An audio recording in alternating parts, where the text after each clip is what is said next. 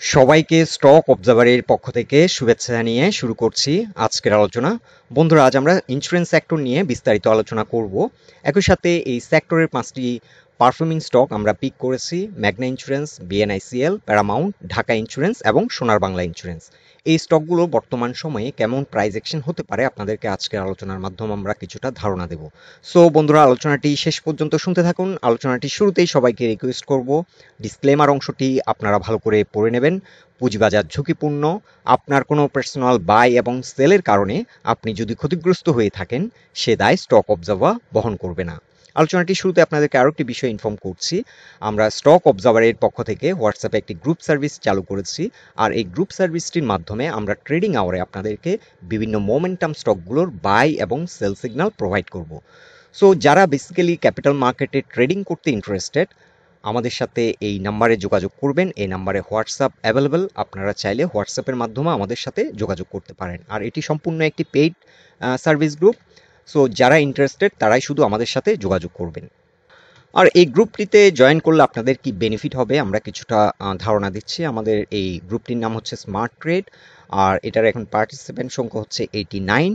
So আমি আপনাদেরকে আমাদের এই সপ্তাহের পারফরমেন্স আমরা আপনাদেরকে দেখাবো। মেঘনা লাইফ আমরা বাই সিগন্যাল দিয়েছিলাম 73 প্লাসে। আমরা সানডেতে আবারও একটা অ্যাটেনশন দিয়েছিলাম যে এখানে একটা ব্রেকআউট দেওয়ার সম্ভাবনা আছে এবং ব্রেকআউট দিয়ে একটা রিটেস্টেরও সম্ভাবনা আছে। এছাড়া আমরা ওয়াইপিএল থেকে প্রফিট টেক করেছি।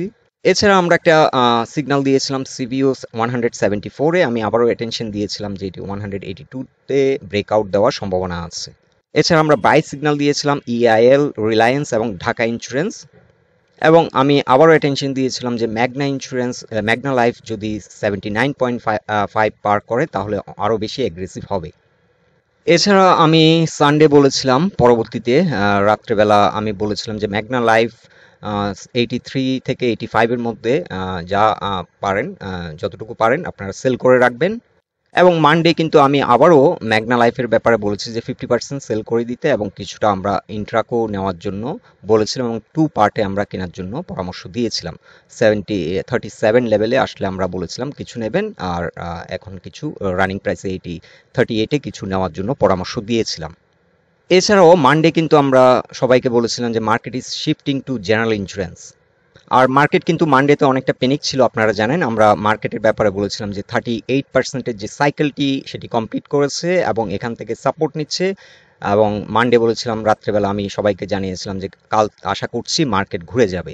এছাড়াও মানডে কিন্তু আমি স্টার্টিংয়ে সবাইকে জানিয়েছিলাম যে ইন্স্যুরেন্স সেক্টর কিন্তু ভালো একটা মানি ফ্লো নিয়ে ব্রেকআউট দেওয়ার একটা চেষ্টা করছে। আমি সবাইকে অ্যাটেনশন নিয়েছিলাম এবং আমি বলেছি টার্নওভার যদি 150 কোটি টাকার মতো হয় তাহলে ব্রেকআউট দিতে সক্ষম হবে। এবং টিউসডে আবারও আমি কিন্তু অ্যাটেনশনে এনেছি যে জেনারেল ইন্স্যুরেন্স সেক্টর ব্রেকআউট দেওয়ার চেষ্টা করছে। পিপলস আমি নেওয়ার জন্য পরামর্শ দিয়েছিলাম এবং গ্লোবালও আমি একটা সিগন্যাল দিয়েছিলাম। এছাড়াও আমরা আরও একটি সিগন্যাল দিয়েছিলাম সোনালী পেপার। আমরা বলেছিলাম যে 660 হলে যদি স্ট্রং হয় এটি স্লোলি বাই করার জন্য। এবং আমরা ফাইনালি মেঘনা লাইফ 83-তে সেল করার জন্য আমরা বলেছিলাম যে 83-তে মেঘনা লাইফগুলো সেল করে দেন। এখানে আমি মেঘনা লাইফ সেল সিগন্যাল দিয়েছিলাম। অ্যাকচুয়ালি আমি মানডেতেই সিগন্যালটা দিয়েছিলাম এবং আমি একটা সিগন্যাল দিয়েছি 83-তে। এটি যদি সাস্টেইন করে এটা 94 পর্যন্ত প্রাইস অ্যাকশন হতে পারে। আমরা বলেছি এটা আমরা ওয়াচ করব, যদি সাস্টেইন করে আমরা আবার নতুন করে একটা এন্ট্রি সেট করব। এছাড়াও আমি ইয়েস্টারডে আমি আমাদের গ্রুপ মেম্বারদেরকে সাজেস্ট করেছি যে 188-এ 50% কোয়ান্টিটি সেল দেওয়ার জন্য সিবিও, এবং নতুন মেম্বার আমরা গ্রুপে যারা জয়েন করেছিল তাদেরকে বলেছি বিএনআইসিএল এই স্টকটি নেওয়া যেতে পারে, আর একটি স্ট্রং পজিশন করেছে। এবং আমি যে প্রাইস পয়েন্টে সবাইকে সিগন্যাল দিয়েছিলাম সেটি দেখুন 62 প্রাইস পয়েন্ট লেভেলে আমি এই সিগন্যালটি জেনারেট করেছিলাম। এবং ফাইনালি আমি সবাইকে জানিয়েছি যে ইন্স্যুরেন্স সেক্টর যদি 51-এর উপর দাঁড়াতে পারে তাহলে কিন্তু লং গেম শুরু হতে পারে।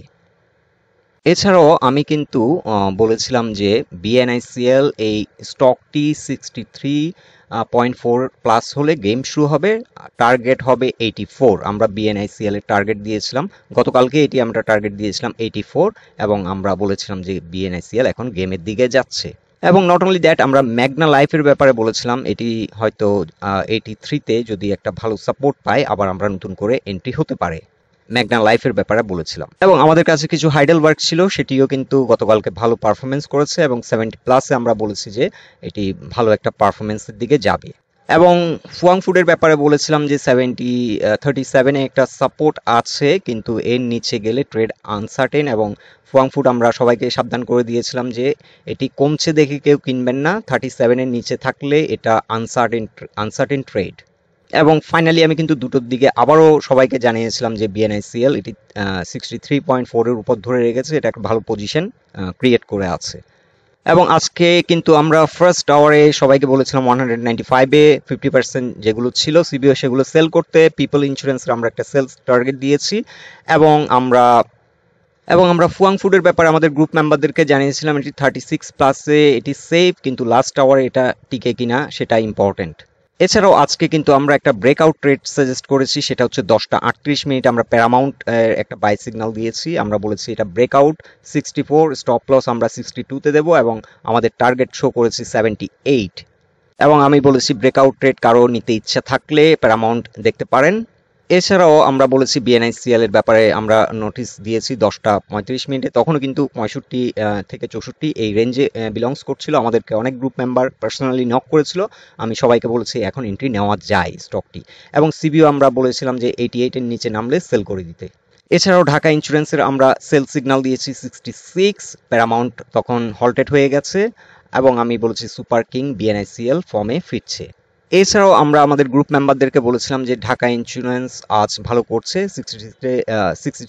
66 প্রাইস পয়েন্টে এটি বসিয়ে রাখার জন্য, সেল বসিয়ে রাখার জন্য। এখন ম্যাগনা ইন্স্যুরেন্সে আবার এন্ট্রি হতে পারে। আমি যখন এটি সিগন্যাল দিয়েছিলাম 11:57 তখন কিন্তু 48 টাকা লেভেলে ম্যাগনা ইন্স্যুরেন্স তখন রান করছিল। আর আমাদের টপ গেইনারে কিন্তু 3টি স্টক আসছিল, আমাদের গ্রুপ মেম্বারদেরকে আমরা অ্যাটেনশনে এনেছিলাম। এবং ম্যাগনা ইন্স্যুরেন্সের ব্যাপারে আমি তখনই 12:30টার দিকে আমি সবাইকে বলেছিলাম টার্গেট হচ্ছে 53.5, এবং এটি ব্রেকআউট করলে 60 প্লাস হতে পারে। এবং লাস্ট আওয়ারে আমরা কিন্তু ম্যাগনা ইন্স্যুরেন্সের ব্যাপারে আবারও সবাইকে জানিয়েছিলাম যে এটি ভালো মোমেন্টাম নিচ্ছে। সো বন্ধুরা, আপনারা অলরেডি আমাদের এক সপ্তাহের পারফরমেন্স আমরা অলরেডি দেখেছেন। এই সপ্তাহতেও আমরা কিন্তু 5-7টা স্টক থেকে আমরা গেইন নিয়েছি, এবং কয়েকটি স্টক আমরা গেইনে আছি। এখন আমরা ফিরে যাচ্ছি আমাদের মূল আলোচনায়। শুরুতে আমরা জেনারেল ইন্স্যুরেন্স সেক্টরের ডে চার্ট নিয়েছি। সো আমি কিন্তু গত 2 দিন আগেও আপনাদেরকে একটা আপডেট দিয়েছিলাম যে আমি তখন বলেছিলাম যে এটি 90% এটি ব্রেকআউট, কারণ এই পয়েন্টটিকে কিন্তু অলরেডি ব্রেকআউট করেছিল। এবং আমি আপনাদেরকে এটাও নোটিস এনেছিলাম যে এটি একটা ভালো ভলিউম নিয়ে এগিয়ে যাচ্ছে, আশা করি এটি সাকসেসফুল হবে। আর এটাও আপনাদেরকে বলেছিলাম যে জেনারেল ইন্স্যুরেন্স সেক্টর যদি ব্রেকআউট দিতে সক্ষম হয় তাহলে এই সেক্টরের অনেকগুলো স্টক আবার একটা ধারাবাহিক পারফরমেন্সের দিকে এগিয়ে যাবে। এবং বন্ধুরা দেখুন, আমরা কিন্তু সেদিন যে স্টকগুলো নিয়ে আলোচনা করেছিলাম, এটা একদিন আগেরই পোস্ট, EIL নিয়ে আলোচনা করেছিলাম, পিপল ইন্স্যুরেন্স নিয়ে আলোচনা করেছিলাম, Paramount, Dhaka insurance, global insurance. এখানের মধ্যে দুটো স্টক কিন্তু সুপার পারফরমেন্সের মধ্যে আছে, প্যারামাউন্ট এবং ঢাকা ইন্স্যুরেন্স। তো এখন তো ইন্স্যুরেন্স সেক্টর আপনারা দেখেছেন যে ব্রেকআউট দিয়েছে, এখন এই সেক্টর কতটুক রান করতে পারে সেটি একটি বিষয়। সো এখানে একটি সাইকেল কমপ্লিট করবে ইন্স্যুরেন্স সেক্টর 54.5 এই জোনে এসে একটি সাইকেল কমপ্লিট করবে, এবং এখান থেকে একটা রিটেস্টে যাওয়ার সম্ভাবনা অনেকটা বেশি। সাধারণত একটা ব্রেকআউটে আমরা অনেক সময় লক্ষ্য করি যে একটা রিটেস্ট দেওয়ার সম্ভাবনা থাকে। সো এক্ষেত্রে আমরা যেটা দেখছি সেটি হচ্ছে এখানে একটি সাপোর্ট, যেহেতু 50 এটি একটি কি রেজিস্ট্যান্স ছিল, কারণ বারবার এই জোন থেকে কিন্তু ইন্স্যুরেন্স সেক্টর রিজেক্ট হচ্ছিল। সো এই জোনটিকে ব্রেকআউট দিয়েছে, এবং এখানে কিন্তু একটা ট্রেন লাইন রেজিস্ট্যান্স ছিল 51-এ। আমি আপনাদেরকে বলেছিলাম 51 একটি কি পয়েন্ট, কারণ উইকলি চার্টে এটি হচ্ছে পিভট। উইকলি চার্টে পিভটকেও কিন্তু ব্রেকআউট করেছে, এবং ডে চার্টে এখানে একটা ট্রেন লাইন রেজিস্ট্যান্স ছিল, এটাকেও ব্রেকআউট করেছে। সো এখন যদি এই ইন্স্যুরেন্স সেক্টর রিটেস্টে যায় তাহলে যেটা হতে পারে, সো প্রথমে ইন্স্যুরেন্স সেক্টর এখানে এসে সাপোর্ট নেবে 51 এই জোনটিতে এসে সাপোর্ট নেওয়ার চেষ্টা করবে। এখানে ট্রেন লাইন একটি সাপোর্ট, এই ট্রেন লাইনটি যেহেতু ব্রেকআউট করেছে এটি রেজিস্ট্যান্স ছিল, এখন যেহেতু ব্রেকআউট করেছে এটি সাপোর্ট হিসেবে কাজ করবে 51.3। 51-এ হচ্ছে উইকলি চার্টে পিভট পয়েন্টও কিন্তু এখন সাপোর্ট হিসেবে কাজ করবে, এবং এটি যদি কোনো কারণে ব্রেকডাউন হয় তাহলে পরবর্তীতে এখানে এসে 50 এটিও একটা স্ট্রং সাপোর্ট, এখানে এসে এটি সাপোর্ট নিয়ে এখান থেকে ইউটার্ন নিয়ে হয়তো আবার নতুন করে একটা রিভার্সাল নিতে পারে। সো এখানে একটা রিটেস্ট দেওয়ার সম্ভাবনা আছে, সেক্ষেত্রে এটি 51 থেকেও ইউটার্ন নিতে পারে। আর যদি মার্কেট সিচুয়েশন আবার কোনো নেগেটিভ কিছু ঘটে তাহলে ফার্দার এখানে ডাউন করে এখান থেকে আবার নতুন করে একটা ইউটার্ন নিতে পারে। সো দুটো সম্ভাবনা আছে। আর একটি সেক্টর ব্রেকআউট দেওয়ার জন্য যে ক্রাইটেরিয়াগুলো আছে সেগুলো কিন্তু ফুলফিল করেছে। এখানে কিন্তু আল্ট্রা হাই ভলিউমে কিন্তু এই ব্রেকআউটটা হয়েছে, এবং আমি আপনাদেরকে বলেছিলাম যে এই ব্রেকআউটটা হবে 150 থেকে 200 কোটি টাকার মতো যদি টার্ন ওভার নেয় তাহলে কিন্তু ব্রেকআউট সাকসেসফুল হবে। সো এই ক্রাইটেরিয়াগুলো ফুলফিল করেছে। গতকালকে 220 কোটি টাকার মতো টার্ন ওভার হয়েছিল, আজকেও সিমিলার একটা টার্ন ওভার, আজকে আরও কিছুটা বেশি হয়েছে আমরা লক্ষ্য করছি। সো টার্ন ওভার এবং অন্যান্য ক্রাইটেরিয়া যেগুলো ফুলফিল করার সেগুলো কিন্তু করেছে। এবং আমরা লক্ষ্য করছি এই সেক্টরের বেশিরভাগ স্টক কিন্তু এখন টপ গেইনারে, এবং সেক্টর ওয়াইজ কিন্তু সেক্টরের অনেকগুলো নন পারফর্মিং স্টকও কিন্তু নিচ থেকে উঠে আসছে। সো এটি একটি ভালো দিক। আরেকটি গুড যেটা আমার কাছে মনে হচ্ছে যেটি ভালো দিক, সেটি হচ্ছে মার্কেট কিন্তু বেশ কিছুদিন যাবৎ ডাইরেকশনলেস, কোনো একটা পার্টিকুলার সেক্টর কিন্তু র্যালি করছিল না। মার্কেট অলমোস্ট সাইডওয়ে করছিল এবং প্রত্যেকটা সেক্টরই কিন্তু সাইডওয়ে করছিল। সো এখন একটি সেক্টর যদি ট্রেন্ডে যায় সেক্ষেত্রে মার্কেট কিন্তু একটা ডাইরেকশন খুঁজে পাবে, এবং এটা ওভারঅল মার্কেটের জন্য ভালো। এখন আমরা মেঘনা ইন্স্যুরেন্স কোম্পানি লিমিটেড এই স্টকটির অবস্থান দেখছি। এই স্টকটি ভালো একটি পারফর্মিং স্টক এবং কিছুদিন ধরে এটি সাইডওয়ে মুভমেন্ট করছে। So as per sideway movement যখন একটি স্টক করে তখন আমরা আপনাদেরকে বলেছিলাম যে এটি স্ট্রং একটি ডিমান্ড জোনে আসলে এটা এন্ট্রি পয়েন্ট হতে পারে, এবং স্ট্রং রেসিস্ট্যান্স পয়েন্টে হয়তো আমরা এক্সিট নিতে পারি। সো এই স্টকটির জন্য এখন এই যে লাইনটি এটি একটি রেসিস্ট্যান্স, এবং এটি 53 লেভেলে এসে এই স্টকটি এখানে একটা রেসিস্ট্যান্স ফেস করবে, এবং এটি ব্রেকআউট করলে এটি চেস করবে 56 এই রেসিস্ট্যান্সটিকে ব্রেকআউট করার। এটি হচ্ছে একটি কি রেসিস্ট্যান্স। সো এই স্টকটি যদি আমরা এন্ট্রি নিয়ে থাকি এখন আমাদের ফার্স্ট টার্গেট হতে পারে 56, এবং এটি যদি ব্রেকআউট হয় তাহলে আমরা একটা ব্রেকআউট ট্রেড সেট করতে পারি, এবং সেক্ষেত্রে একটা লং র্যালির দিকে এই স্টকটি যেতে পারে। এবং আমরা যদি মানি ফ্লো দেখি এই স্টকটি কিন্তু হিউজ মানি ফ্লো নিয়ে এখানে একটা ট্রেন্ড করেছিল, এবং এই কারেকশনে কিন্তু আমরা দেখতে পাচ্ছি যে আউটফ্লো মানি আউটফ্লো কিন্তু অনেক কম, এবং ফাইনালি আমরা আবার এখানে একটা রিভার্সাল দেখতে পাচ্ছি। এই রিভার্সালও কিন্তু হিউজ মানি ফ্লো, এবং আমরা দেখতে পাচ্ছি কারেকশনে কিন্তু মানি আউটফ্লোটা অনেক কম। এটি খুবই ভালো একটি দিক, অর্থাৎ মানি এখানে যা ইন হচ্ছে তেমন একটা এক্সিট হচ্ছে না, মানি আউটফ্লোটা অনেক কম ইনফ্লোর তুলনায়। সো এটা থেকে আমরা একটা সিগন্যাল পাই যে একটি স্টক হয়তো লং র্যালি করতে পারে। সো এই স্টকটি একটা লং র্যালি হওয়ার সম্ভাবনা আছে, এটি আপ টু 70-80 পর্যন্ত প্রাইস অ্যাকশন হতে পারে। তবে আপাতত আমরা আমাদের শর্ট যেটা টার্গেট সেটি আমরা আপনাদেরকে বলবো, সেটি হচ্ছে 56 আমাদের আপাতত ফার্স্ট টার্গেট। এটি ব্রেকআউট করলে আমরা একটা ব্রেকআউট এন্ট্রি সেট করব, এবং সেক্ষেত্রে আমাদের টার্গেট কি হবে আমি পরবর্তী আলোচনায় আপনাদেরকে জানিয়ে দেব। আর স্টকটির ক্ষেত্রে এখন স্ট্রং সাপোর্ট হবে 46 এখানে 20 এক্সপোনেনশিয়াল মুভিং অ্যাভারেজের একটা সাপোর্ট লাইন, এবং তার নিচে হচ্ছে 45 এখানে পিভট একটি সাপোর্ট লাইন। সো 45 থেকে 46 হচ্ছে এখন স্ট্রং সাপোর্ট এই স্টকটির জন্য। এখন আমরা ডে চার্টে দেখে নিচ্ছি Bangladesh national insurance company limited এই স্টকটির অবস্থান। এই স্টকটি কিন্তু সুপার বুলিশ মোমেন্টাম নিয়ে কিন্তু একটা আমরা দেখতে পাচ্ছি 90 ডিগ্রি অ্যাঙ্গেলে কিন্তু একটা ট্রেন্ড ক্রিয়েট করছে, এবং এখানে একটা আলট্রা হাই ভলিউমে আমরা লক্ষ্য করছি ট্রেড হচ্ছে, ভলিউমে ট্রেড হচ্ছে। সো এটি একটি ভালো দিক। আর স্টকটি এখন রেসিস্ট্যান্স ফেস করছে 68 লেভেলে, এখানে একটা রেসিস্ট্যান্স 68.8 কিংবা 69 পর্যন্ত এই স্টকটি একটা রেসিস্ট্যান্স ফেস করবে। এখানে একটা রেসিস্ট্যান্স, এবং এই রেসিস্ট্যান্সটি কিন্তু ভালোই ভলিউম এখানে আছে আমরা দেখতে পাচ্ছি, এবং এটা কিছুটা সময় লাগবে। এখানে যদি আরও 2-1 দিন এই এখন যে আল্ট্রা হাই ভলিউমে ট্রেড হচ্ছে আমরা দেখতে পাচ্ছি, এই ভলিউমের ধারাবাহিকতা যদি ঠিক থাকে এটি ব্রেকআউট হবে, এবং ব্রেকআউট হলে এই স্টকটি একটা এগ্রেসিভ প্রাইস অ্যাকশনে যেতে পারে, এবং সেক্ষেত্রে আমাদের টার্গেট হতে পারে 80 থেকে 85। সো ওভারঅল ইন্স্যুরেন্স সেক্টরের আমরা যদি দেখি স্টকটিকে, এটি হিস্ট্রিক্যালি আমরা ডাটাগুলোকে যদি অ্যানালাইজ করি এই স্টকটি কিন্তু একটা সুপার পারফর্মিং স্টক, যেটি লাস্ট টাইম র্যালি করেছিল 170 পর্যন্ত, এরপর সিগনিফিক্যান্ট একটা কারেকশন, এটাকে ক্র্যাশ বলা যায়। সো এখন এটি ঘুরে দাঁড়ানোর চেষ্টা করছে। সো আমরা এখন এই স্টকটির ক্ষেত্রে ফার্স্ট টার্গেট সেট করতে পারি 85, এবং সেকেন্ড টার্গেট হতে পারে আমাদের হয়তো 100+। বাট বিফোর দ্যাট এই স্টকটিকে এই যে রেসিস্ট্যান্স সেটিকে ওভারকাম করতে হবে। এখানে রেসিস্ট্যান্সে কিছুটা ভলিউম আছে, এটাকে অ্যাবজর্ব করতে হবে। সো সেক্ষেত্রে ফার্স্ট ক্রাইটেরিয়া হচ্ছে এই যে এখন ভলিউমটা হচ্ছে, ভলিউমের ধারাবাহিকতা ঠিক থাকতে হবে। এখানে আর 2-1 দিন যদি এই ভলিউমে ট্রেড হয় তাহলে কিন্তু এটি ব্রেকআউট হবে। ব্রেকআউট হলে কিন্তু আরও এগ্রেসিভ প্রাইস অ্যাকশন এই স্টকটিতে আমরা দেখতে পাবো। আর স্টকটির আমি সাপোর্টের ব্যাপারে আর কথা বলছি না। সাপোর্ট এখন ফার্স্ট সাপোর্ট হবে 64 এবং তারপরে সাপোর্টটি হবে হয়তো 61 লেভেলে। সো বন্ধুরা, প্যারামাউন্টের ব্যাপারে কিন্তু আমরা লাস্ট টাইমও আপডেট দিয়েছিলাম আপনাদেরকে, আজকে আবারও একটা আপডেট দিচ্ছি। এটি কিন্তু একটা ব্রেকআউট হয়েছে। ব্রেকআউট হওয়ার কারণে আমরা এখন ফার্স্ট টার্গেট হবে আমাদের 78। এখানে এসে একটি সাইকেল এটি হয়তো ফিল আপ করবে। আর ব্রেকআউটে অনেক সময় এটি রিটেস্টে যাওয়ারও সম্ভাবনা থাকে। রিটেস্টে সাপোর্ট হবে 64 থেকে যদি এটি নেমে যায় আমরা স্টপ লস হয়তো নিতে পারি। সো এই স্টকটি কিন্তু 90 ডিগ্রি অ্যাঙ্গেলে একটা বাইং একটা ক্লাইম্যাক্স ক্রিয়েট করেছে। এখানে আল্ট্রা হাই ভলিউমে ট্রেড হচ্ছে এবং এখানে 90 ডিগ্রি অ্যাঙ্গেলে একটা প্রাইস অ্যাকশন হচ্ছে।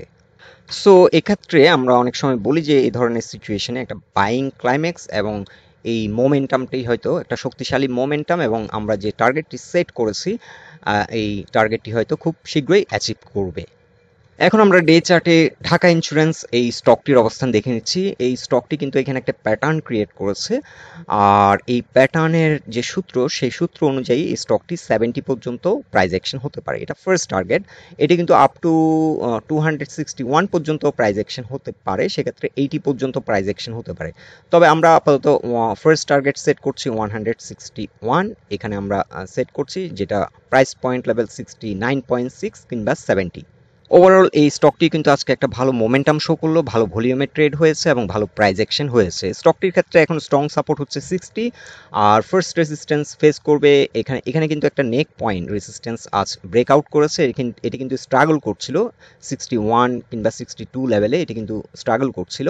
সো আজ কিন্তু এই ব্রেকআউটটা করেছে। ব্রেকআউট করার কারণে এখানে ভলিউম বৃদ্ধি পেয়েছে এবং ভালো একটা মোমেন্টাম নিয়ে ভালো প্রাইস অ্যাকশন হয়েছে। সো লেট আস সি স্টকটি তার এই যে প্যাটার্নের যে সূত্র সেই সূত্র অনুযায়ী এটি তার সাইকেলটি এখানে ফুলফিল করে কিনা। আশা করছি এটি হয়তো নেক্সট উইক এই সাইকেলটি কমপ্লিট করে হয়তো ফার্দার আরেকটি সাইকেল কমপ্লিট করবে এইটিতে। এখন আমরা ডে চার্টে দেখে নিচ্ছি সোনার বাংলা ইন্স্যুরেন্স লিমিটেড এই স্টকটির অবস্থান। এই স্টকটি আসলে আমার আলোচনা করার ইচ্ছা ছিল না, কিন্তু আমাদেরকে ইউটিউবে কয়েকটা ফ্রেন্ড রিকোয়েস্ট পাঠিয়েছিলেন স্টকটি নিয়ে আলোচনা করতে। স্টকটিও কিন্তু ভালো পারফর্মিং একটি স্টক। আমি বেশ কয়েকবার অনেকগুলো অ্যানালাইসিস দিয়েছিলাম এই স্টকটির ব্যাপারে। বর্তমানে এই স্টকটি ভালো ভলিউম নিয়ে কিন্তু এখানে একটা ট্রেন লাইন রেজিস্ট্যান্স ফেস করছিল 48.8 লেভেলে কিংবা 49। এই জোনটাতে কিন্তু বারবার রিজেক্ট হচ্ছিল, এই কারণে এখানে একটা ট্রেন লাইন রেজিস্ট্যান্স ছিল এবং ফাইনালি এটি কিন্তু গত 2-1 দিন আগে এটি ব্রেকআউট করেছে। ব্রেকআউট করার পর এখানে কিন্তু ভলিউম বৃদ্ধি পেয়েছে এবং ভালো একটা প্রাইস অ্যাকশনের দিকে এই প্রাইস অ্যাকশন এখন হওয়ার সম্ভাবনা আছে। তবে এই স্টকটি আরেকটি রেজিস্ট্যান্স ফেস করবে 57 লেভেলে। এটি রিসেন্টলি এই জোন থেকে রিজেক্ট হয় কারণ এখানে কিছুটা রেজিস্ট্যান্স, একটা ক্লাস্টার অফ রেজিস্ট্যান্স এই জোনে আছে। আমরা সেটা বুঝে যাবো কেন এটি বারবার রিজেক্ট হচ্ছে এখান থেকে। 44 কিংবা 45 এই জোনটি ছিল উইকলি চার্টে পিভট, এটি ওঠার চেষ্টা করেছে কিন্তু রিজেক্ট হচ্ছিল বারবার। সো এই জোনটা হচ্ছে এই সোনার বাংলা ইন্স্যুরেন্সের জন্য অনেক গুরুত্বপূর্ণ। 55 এই জোনটিকে অতিক্রম করা, পিভটের উপরে যদি উঠে তাহলে এই স্টকটি আগের যে পারফরমেন্স ছিল সেই পারফরমেন্সের ধারাবাহিকতায় ফিরবে এবং এটি হয়তো অ্যাট এ টাইম এত লং প্রাইস অ্যাকশন হবে না। এখানে প্রথম হয়তো 69 পর্যন্ত একটা 68 পর্যন্ত একটা প্রাইস অ্যাকশন হবে এবং এখান থেকে যদি ঘুরে দাঁড়াতে পারে, এটি যদি আরও একটা এগ্রেসিভ মুভ নেয় তাহলে সেক্ষেত্রে 90 পর্যন্ত প্রাইস অ্যাকশন হতে পারে। যেটা আমরা বলতে চাই যে উইকলি চার্টে পিভটের উপর ঘুরে দাঁড়ানো এটা ইম্পর্টেন্ট। পিভটের উপর যদি ঘুরে দাঁড়াতে পারে স্টকটি আপ ট্রেন্ড ক্রিয়েট করবে এবং একটা ট্রেন্ডের দিকে এগিয়ে যাবে, একটা ট্রেন্ড ক্রিয়েট করবে এবং সামনের দিকে এগিয়ে যাবে। আপাতত স্টকটির জন্য স্ট্রং সাপোর্ট হবে 50। যদি সেক্টর আবার রিটেস্ট করে তাহলে হয়তো এই পিভট জোন থেকে আবারও কিছুটা রিজেকশন হতে পারে এবং সেক্টর ইউটার্ন নিলে আবার এই স্টকটি হয়তো এগ্রেসিভ প্রাইস অ্যাকশনের মাধ্যমে এই ব্রেকআউটটা দিতে সক্ষম হবে। সো এই স্টকটি আপনার কাছে যদি থাকে আপনি হোল্ড রাখতে পারেন, ভালো একটা প্রাইস অ্যাকশন করবে বলে আমরা আশা রাখছি। সো বন্ধুরা, এই 5টি স্টক নিয়ে আমাদের এটাই ছিল অবজারভেশন। আমরা ইন্স্যুরেন্স সেক্টর সম্পর্কে আপনাদেরকে মোটামুটি একটা ধারণা দিয়েছি। আলোচনাটি যদি আপনাদের ভালো লেগে থাকে অবশ্যই পোস্টটিকে লাইক দিন আর আমাদের সাথে থাকার জন্য আপনাদের অসংখ্য ধন্যবাদ।